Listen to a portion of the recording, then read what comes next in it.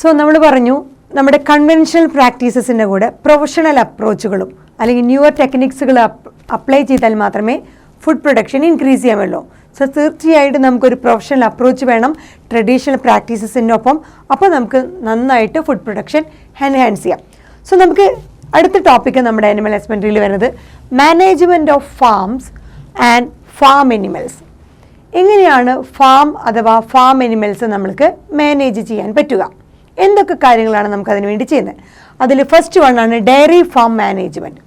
Diary farm മാനേജ്മെൻറ്റിൽ നമ്മൾ പറയുന്നത് എന്തൊക്കെ മാനേജ്മെൻറ്റ് പ്രൊസീജിയറുകളാണ് ഒരു അനിമൽ ഫാം സിസ്റ്റം ക്രിയേറ്റ് ചെയ്യണമെങ്കിൽ വേണ്ടത്. സോ മാനേജ്മെൻറ്റ് പ്രൊസീജിയേഴ്സ് ഒരു അനിമൽ ഫാം സിസ്റ്റത്തിൽ എന്തൊക്കെ വേണം, എന്തൊക്കെ കാര്യങ്ങളാണ് നമ്മൾ നോക്കേണ്ടത്. സോ ഡയറി ഫാം മാനേജ്മെൻറ്റിൽ ആദ്യത്തേത് management of animals for milk and its products. എന്താണ് dairy farm management? So milk അല്ലെങ്കിൽ മിൽക്ക് പ്രോഡക്റ്റിന് വേണ്ടിയിട്ട് നമ്മൾ ഈ അനിമൽസിനെ റെയർ ചെയ്യണു അല്ലെങ്കിൽ കൾട്ടിവേറ്റ് ചെയ്യണു, അവരെ ബ്രീഡ് ചെയ്യിക്കുന്നു. അതിനെയാണ് നമ്മൾ എന്ത് പറയുന്നത്, dairy farm management, dairy technology എന്നൊക്കെ പറയും. സോ അതിലെന്താ ചെയ്യണത്, management of animals for milk and its product. മിൽക്കിനും അതുപോലെ മിൽക്ക് പ്രോഡക്റ്റുകൾക്കും വേണ്ടിയിട്ട് നമ്മൾ അനിമൽസിനെ മാനേജ് ചെയ്യണതിനെയാണ് ഡയറി ഫാം മാനേജ്മെൻറ്റ് എന്ന് പറയുക. സോ ഈ ഡയറി ഫാം മാനേജ്മെൻറ്റിൽ വരുന്ന മെയിനായിട്ടുള്ള കാര്യം അതിലെന്തൊക്കെയാണ്, processes and system. Dairy farm മാനേജ്മെൻറ്റിൽ പ്രോസസ്സസ് ആൻഡ് സിസ്റ്റംസ് ഉണ്ട്. അതിൽ വരുന്നത് എന്താണ്, പ്രോസസ് ആൻഡ് സിസ്റ്റംസ് എന്ന് പറയുന്നത് എന്താണ്, increase yield and improve quality of milk. Milk production കൂട്ടുക, അതുപോലെ മിൽക്കിൻ്റെ ക്വാളിറ്റിയും കൂട്ടുക.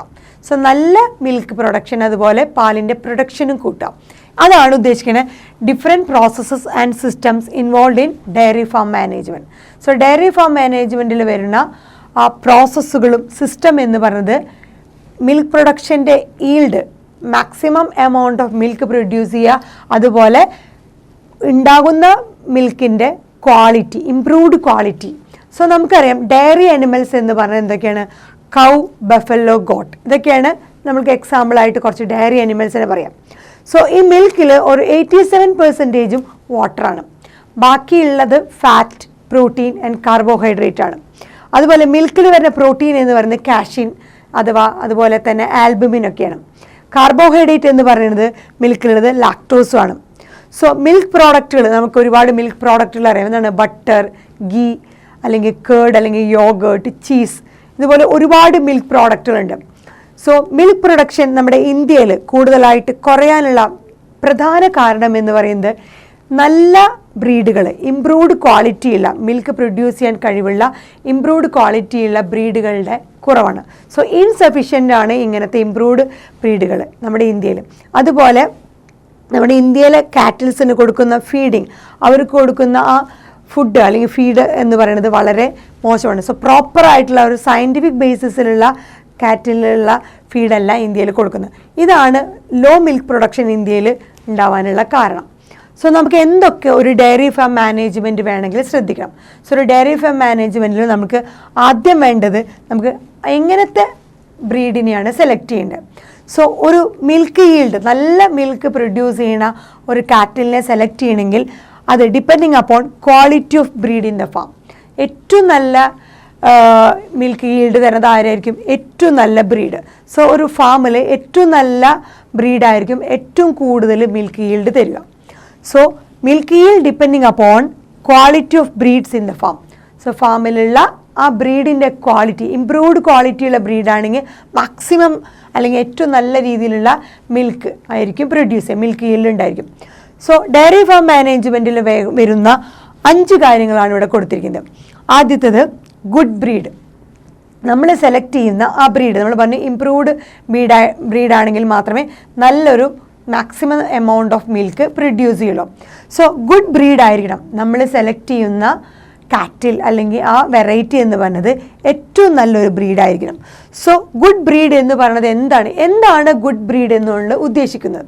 ഗുഡ് ബ്രീഡ് എന്ന് പറഞ്ഞു കഴിഞ്ഞാൽ ആ കാറ്റിൽ അല്ലെങ്കിൽ ആ അനിമൽ എന്ന് പറയുന്നത് high yielding potential, milk produce ചെയ്യാൻ ഏറ്റവും നല്ല കപ്പാസിറ്റി ഉള്ള ഒരു കാറ്റിലായിരിക്കണം. സോ അതാണ് ഹൈ ഈൽഡിങ് പൊട്ടൻഷ്യൽ. അത് ഏത് ക്ലൈമാറ്റിക് കണ്ടീഷൻസ്, അതായത് എവിടെയാണോ ഉള്ളത് ആ ക്ലൈമാറ്റിക് ആ ഏരിയയിലുള്ള ക്ലൈമാറ്റിക് കണ്ടീഷനിൽ ഏറ്റവും നന്നായിട്ട് ഹൈ ഈൽഡിങ് പൊട്ടൻഷ്യൽ, ഏറ്റവും നന്നായിട്ട് മിൽക്ക് ഈൽഡ് ചെയ്യാൻ കഴിവുള്ള ഒരു ബ്രീഡാണ്. എവിടെ അവിടെയുള്ള ആ ഏരിയയിലുള്ള ക്ലൈമാറ്റിക് കണ്ടീഷനിൽ ഏറ്റവും നല്ല രീതിയിൽ മിൽക്ക് പ്രൊഡ്യൂസ് ചെയ്യാൻ ഹൈ ഈൽഡിങ് പൊട്ടൻഷ്യലുള്ള ബ്രീഡായിരിക്കണം. രണ്ടാമത്, ഈ ബ്രീഡിന് റെസിസ്റ്റൻറ്റ് ടു ഡിസീസസ്, പെട്ടെന്നൊന്നും ഡിസീസുകൾ വന്നു കഴിഞ്ഞാൽ എഫക്റ്റഡ് ആവാൻ പാടില്ല. സോ മിക്കവാറും ഡിസീസിന് അതിന് റെസിസ്റ്റ് ചെയ്യാനുള്ള കഴിവുള്ള ഒരു ബ്രീഡാണെന്നുണ്ടെങ്കിൽ അതൊരു നല്ല ബ്രീഡാണ്. സോ 2 കണ്ടീഷൻസ് ഉണ്ടെങ്കിൽ നമുക്ക് മെയിനായിട്ട് നല്ല ബ്രീഡാണെന്ന് പറയാം. ഒന്ന്, ഏറ്റവും നല്ല yielding potential, high yield potential, അവിടെ എല്ലാ പെർട്ടിക്കുലറായിട്ടുള്ള ക്ലൈമാറ്റിക് കണ്ടീഷനിൽ നല്ല മിൽക്ക് ഈൽഡ് പ്രൊഡ്യൂസ് ചെയ്യാൻ കഴിവുള്ള പൊട്ടൻഷ്യലുള്ള ബ്രീഡായിരിക്കണം. അതുപോലെ ഡിസീസ് റെസിസ്റ്റൻസ് ഉള്ള ബ്രീഡായിരിക്കണം. ഇതാണ് ആദ്യത്തെ കണ്ടീഷൻ. സോ ഒരു ഡയറി ഫാം മാനേജ്മെൻറ്റിൽ നമ്മൾ നല്ലൊരു ബ്രീഡിനെ സെലക്ട് ചെയ്തു. എങ്ങനത്തെ ബ്രീഡിനെയാണ്?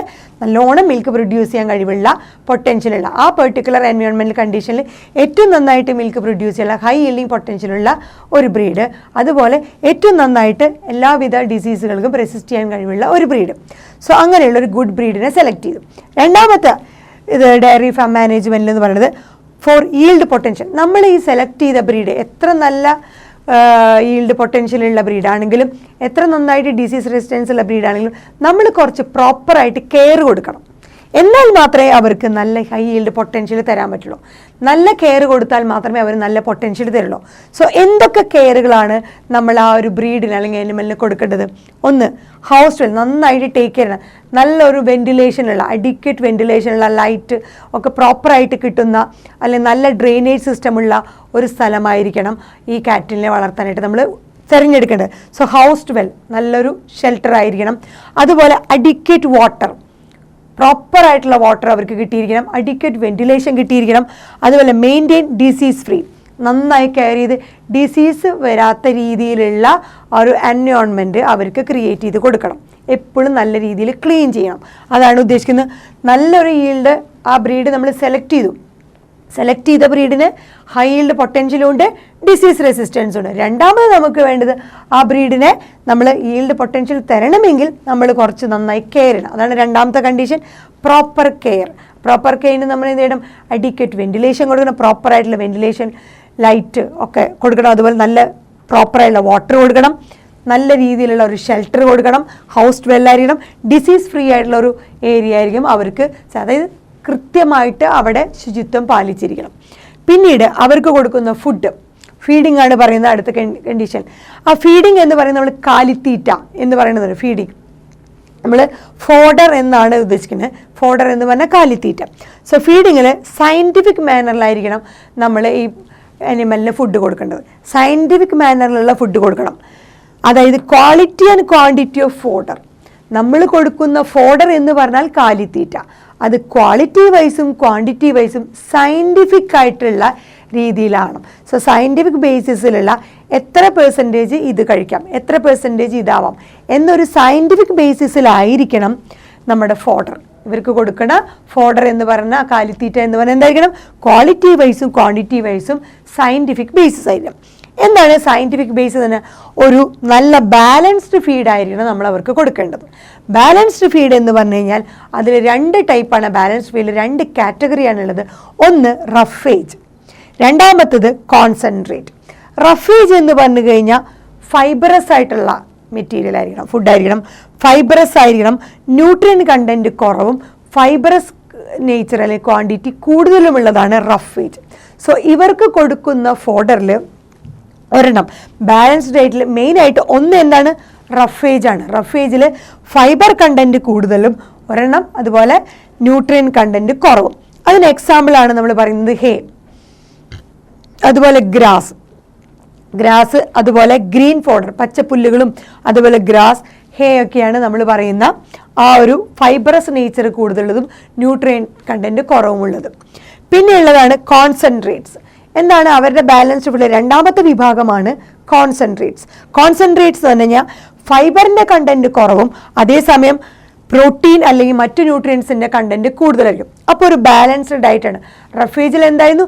റഫേജിൽ ഫൈബറസ് കണ്ടൻറ്റ് കൂടുതലും ന്യൂട്രിയൻ കണ്ടൻറ്റ് കുറവായിരുന്നു. അതുപോലെ കോൺസെൻട്രേറ്റിൽ അത് ബാലൻസ് ചെയ്തു, ഫൈബർ കണ്ടൻറ്റ് കുറവും അതുപോലെ ഹൈ പ്രോട്ടീനും മറ്റു ന്യൂട്രിയൻസ് ഉള്ളതാണ് നമ്മൾ പറയുന്ന കോൺസെൻട്രേറ്റ്. എന്തൊക്കെയാണത്? സീരിയൽസ്, മില്ലറ്റ്സ്, ഓയിൽ സീഡ്സ്, അതുപോലെ ഇതിൽ നിന്ന് കിട്ടുന്ന ബൈ പ്രോഡക്റ്റുകളായ ബ്രാൻ, തവിട് എന്നൊക്കെ പറയും. അതുപോലെ ഹസ്ക് എന്ന് പറഞ്ഞു കഴിഞ്ഞാൽ നമ്മൾ ചിലതിൻ്റെയൊക്കെ ഫ്രൂട്ടിൻ്റെ സീഡിൻ്റെയൊക്കെ ആ ഒരു ഔട്ടർ കവറിങ്ങിനെയാണ് ഹസ്ക് എന്ന് പറയുക. അതുപോലെ മൊളാസസ്, ഇതുപോലെ അപ്പോൾ തവിട് പോലത്തത്, അതുപോലെ ചില ഫ്രൂട്ട് സീഡ്സിൻ്റെ ആ ഒരു ഔട്ടർ കവറിങ് ആയ ഹസ്ക്, ഇങ്ങനത്തെയൊക്കെയാണ് നമ്മൾ ഈ കോൺസെൻട്രേറ്റ്സിൽ വരുന്നത്. സോ ഒരു കാറ്റിലിന് അല്ലെങ്കിൽ ഇതുപോലത്തെ ഡയറി ഫാം മാനേജറിന് വരുന്ന അവിടുത്തെ ആ ഒരു ബ്രീഡിന് കൊടുക്കുന്ന ഫോഡർ എന്ന് പറയുന്നത് കാലിത്തീറ്റ എന്തൊക്കെ സയൻറ്റിഫിക് ബേസിൽ എന്തൊക്കെയാണ്? Quality wise and quantity wise scientific ആയിരിക്കണം. ഒന്നാമത്തത് roughage, high fibrous, low nutrient. രണ്ടാമത്തത് കോൺസെൻട്രേറ്റ് എന്ന് പറഞ്ഞാൽ ലോ ഫൈബർ, അതുപോലെ മറ്റു ന്യൂട്രിയൻസുകൾ കൂടുതലായിരിക്കും, പ്രോട്ടീനും മറ്റു ന്യൂട്രിയൻസും ഹൈ ആയിരിക്കണം. ഇങ്ങനത്തെ ഒരു ഫീഡിംഗ് ആണ് നമ്മൾ ഈ പറഞ്ഞ ബ്രീഡിന് അല്ലെങ്കിൽ കാറ്റിലിന് കൊടുക്കേണ്ടത്. അടുത്ത ഒരു നമ്മൾ ഡയറി ഫാം മാനേജ്മെൻറ്റിൽ ശ്രദ്ധിക്കേണ്ട കാര്യമാണ് ക്ലെൻലിനെസ്. ക്ലെൻലിനെസ് പറഞ്ഞാൽ വളരെയധികം ഇമ്പോർട്ടൻ്റ് ആയിട്ടുള്ള കാര്യം. നമ്മൾ പറഞ്ഞിരുന്നു സെലക്ട് ചെയ്തത് ഡിസീസ് ഫ്രീ ആയിട്ടുള്ള ഒരു ബ്രീഡാണെങ്കിലും നമ്മൾ നമ്മുടേതായ രീതിയിൽ അവർക്കൊരു ഡിസീസ് വരാത്ത ലെവലിലുള്ള ഒരു ക്ലെൻലിനെസ് അവർക്ക് താമസിക്കുന്ന ആ ഷെൽട്ടർ അല്ലെങ്കിൽ ആ വെൽ ഹൗസ്ഡ് ആയിട്ടുള്ള ഏരിയയിൽ നമ്മൾ പ്രൊവൈഡ് ചെയ്ത് കൊടുക്കേണ്ടതാണ്. For example cleanliness and hygiene വളരെ ഇമ്പോർട്ടൻ്റ് ആയിട്ടുള്ള ഒരു ഫാക്ടറാണ്. അത് കാറ്റിലിനും അതുപോലെ കാറ്റിലിനെ ഹാൻഡിൽ ചെയ്യണതും ഈ വളർത്തുന്ന കാറ്റിലിനും അവരെ ആരാണോ ഹാൻഡിൽ ചെയ്യാൻ പോകുന്നത് അവർക്ക് രണ്ടുപേർക്കും എന്ത് വേണം? വളരെയധികം ക്ലെൻലിനെസ്സും അതുപോലെ ഹൈജീനും വേണം. ഇതുപോലെ തന്നെ കാറ്റിലിനെ റെഗുലറായിട്ട് നമ്മൾ ബ്രഷ് ചെയ്യണം, അതുപോലെ മസാജ് ചെയ്യണം, ക്ലീൻ ചെയ്യണം, ഡെയിലി ക്ലീൻ ചെയ്യണം, ബ്രഷ് ചെയ്യണം, മസാജ് ചെയ്യണം. അതുപോലെ അതിന് എന്തൊക്കെയാണ് അതിൻ്റെ ചെയ്യുന്നത് അതൊക്കെ റെഗുലറായിട്ട് ചെയ്താൽ മാത്രമേ അത് ഹെൽത്തി ആയിട്ടിരിക്കുള്ളൂ.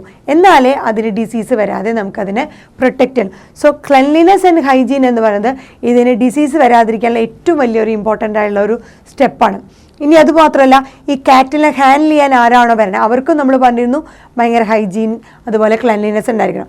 അതായത് ഈ മിൽക്കിങ് അവർ ആ പശുവിനെ കറക്കാനായിട്ട് ആരാണോ വരണേ അത് കഴിഞ്ഞ് അത് ആ കറന്ന പാല് എവിടെയാണോ നമ്മൾ സ്റ്റോർ ചെയ്യണേ, സ്റ്റോറേജ്, അത് കഴിഞ്ഞ് ആ സ്റ്റോർ ചെയ്ത സാധനം എവിടേക്കാണോ ട്രാൻസ്പോർട്ട് ചെയ്യണേ, ഇതൊക്കെ നമ്മൾ ഒരുപാട് കെയർ ചെയ്യണത്. പക്ഷേ ഇന്നത്തെ കാലത്ത് നമുക്കറിയാം ഇതൊക്കെ മെക്കാനിക്കൽ വേൽസാണ് നടക്കുന്നത്. സോ ട്രാൻസ്പോർട്ടേഷനും സ്റ്റോറേജും മിൽക്കിംഗ് ഒക്കെ ഒരുപാട് മെക്കാനിക്കലായതുകൊണ്ട് സ്റ്റെറിലൈസേഷൻ അല്ലെങ്കിൽ ഹൈജീനിക് അല്ലെങ്കിൽ ക്ലെൻലിനെസ് വൃത്തി എന്ന് പറയുന്നത് കുറച്ചും കൂടി കൂടുതലാണ്. അപ്പോൾ ഇപ്പോൾ ഉള്ള ആ മെക്കാനിക്കൽ വേസ് കാരണം എന്താണ് സംഭവിക്കുന്നത്? ഈ കാറ്റിലിനെ ആരാണോ ടേക്ക് കെയർ ചെയ്യുന്നത് അതും കാറ്റിലുമായിട്ടുള്ള കോണ്ടാക്റ്റ് വളരെയധികം കുറവാണ്. സോ ഡയറക്റ്റ് കോണ്ടാക്റ്റ് കാറ്റിലിനെ കെയർ ചെയ്യുന്ന ആളും തമ്മിലുള്ള ആ ഒരു ഡയറക്റ്റ് കോണ്ടാക്റ്റ് കുറവുള്ളത് കൊണ്ട് ഒരുപാട് ഹൈജീനിക് ആയിരിക്കും. അതുകൊണ്ട് തന്നെ ഡിസീസ് വരാനുള്ള സാധ്യത വളരെ കുറവായിരിക്കും. അഞ്ചാമത്തെ കണ്ടീഷൻ എന്ന് പറയുന്നത് റെഗുലർ ഇൻസ്പെക്ഷൻ ആണ്.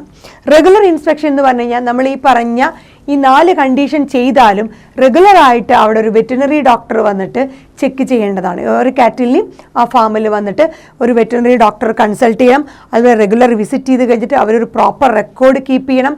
എന്തൊക്കെയാണെന്ന് ഓരോ ദിവസത്തെയും അവരുടെ റെക്കോർഡ്, അവർക്ക് എന്തെങ്കിലും പ്രോബ്ലം ഉണ്ടെങ്കിൽ വെറ്റിനറി ഡോക്ടർക്ക് പെട്ടെന്ന് ഐഡൻറ്റിഫൈ ചെയ്യാൻ പറ്റും. അതുപോലെ തന്നെ ഈ റെക്കോർഡ് അനുസരിച്ച് പെട്ടെന്ന് ഇവർക്ക് എന്തെങ്കിലും ഒരു പ്രോബ്ലം ഉണ്ടെങ്കിൽ എത്രയും പെട്ടെന്ന് അത് ഐഡൻറ്റിഫൈ ചെയ്യാനും മറ്റ് ഈ പറഞ്ഞ കാറ്റിലേക്ക് അത് സ്പ്രെഡ് ചെയ്യാതെ അവർക്കത് തടയാനും സാധിക്കുന്നതാണ്. സോ ഇത്രയൊക്കെയാണ് ഡയറി ഫാം മാനേജ്മെൻറ്റിൽ നമ്മൾ ശ്രദ്ധിക്കേണ്ടതായുള്ള കാര്യങ്ങൾ. ഒന്ന്, അതിന് നല്ലൊരു ഗുഡ് ബ്രീഡ് ആയിരിക്കണം. ഗുഡ് ബ്രീഡ് എന്ന് പറഞ്ഞാൽ ഹൈ ഈൽഡ് പൊട്ടൻഷ്യലും ഡിസീസ് റെസിസ്റ്റൻസും ഉള്ള വെറൈറ്റി ആയിരിക്കണം നമ്മൾ സെലക്ട് ചെയ്യേണ്ടത്. അതുപോലെ ഹൈ ഈൽഡ് പൊട്ടൻഷ്യൽ തരണമെങ്കിൽ നല്ല പ്രോപ്പറായിട്ട് കെയർ കൊടുക്കണം. നല്ല ഹൗസ് വെല്ലായുള്ള അഡിക്വേറ്റ് വാട്ടറുള്ള മെയിൻറ്റെയിൻ ഡിസീസ് ഫ്രീ ഉള്ള condition, adequate ventilation, good drainage system ഒക്കെ പ്രൊവൈഡ് ചെയ്യണം. അതുപോലെ അവർക്ക് കൊടുക്കുന്ന ഫീഡിങ്ങിൽ സയൻറ്റിഫിക് മാനറിൽ ക്വാളിറ്റി ആൻഡ് ക്വാണ്ടിറ്റി വൈസ് ആയിരിക്കുന്ന ഒരു ഫോഡർ ആയിരിക്കണം. അത് റഫേജും കോൺസെൻട്രേറ്റ് ബേസിലായിരിക്കണം. റഫേജ് എന്ന് പറഞ്ഞാൽ high fibre low nutrient, concentrate എന്ന് പറഞ്ഞാൽ ലോ ഫൈബർ അതുപോലെ ഹൈ പ്രോട്ടീൻ. അതേസമയം ക്ലെൻലിനെസ് നമ്മൾ പറഞ്ഞു, അവരെ ഈ കാറ്റിലിനെ ടേക്ക് കെയർ ചെയ്യുന്ന ആളും ഇവരും തമ്മിൽ ഡയറക്റ്റ് കോണ്ടാക്റ്റ് വരാത്ത രീതിയിൽ മെക്കാനിക്കൽ ആയതുകൊണ്ട് കുറച്ചും കൂടി സ്ട്രിക്റ്റ് ഹൈജീനിക് ആയിട്ടുള്ള കണ്ടീഷൻസ് പാലിക്കാൻ പറ്റും. അതുപോലെ അവിടെയുള്ള കാറ്റിനെ റെഗുലർലി ബ്രഷ് ചെയ്യണം, മസാജ് ചെയ്യണം, ക്ലീൻ ചെയ്യണം. അപ്പോൾ റെഗുലറായിട്ട് നമ്മൾ ക്ലീൻ ചെയ്ത് കഴിഞ്ഞാൽ ഡിസീസ് ഫ്രീ ആയിട്ടുള്ള ഒരു കണ്ടീഷൻ നമുക്ക് പ്രൊവൈഡ് ചെയ്യാൻ പറ്റും. അതുപോലെ ഒരു റെഗുലറായിട്ടുള്ള ഇൻസ്പെക്ഷൻ, ഒരു വെറ്റിനറി ഡോക്ടർ റെഗുലറായിട്ട് വിസിറ്റ് ചെയ്ത് ഒരു പ്രോപ്പർ റെക്കോർഡ് കീപ്പ് ചെയ്ത് എന്തെങ്കിലും ഒരു പ്രോബ്ലം ഉണ്ടെങ്കിൽ എത്രയും പെട്ടെന്ന് അത് ഐഡൻറ്റിഫൈ ചെയ്ത് അത് കറക്റ്റ് ചെയ്യാനായിട്ട് അല്ലെങ്കിൽ ഒരു സൊല്യൂഷൻ കണ്ടെത്താനായിട്ട് കഴിയുകയും ചെയ്യും.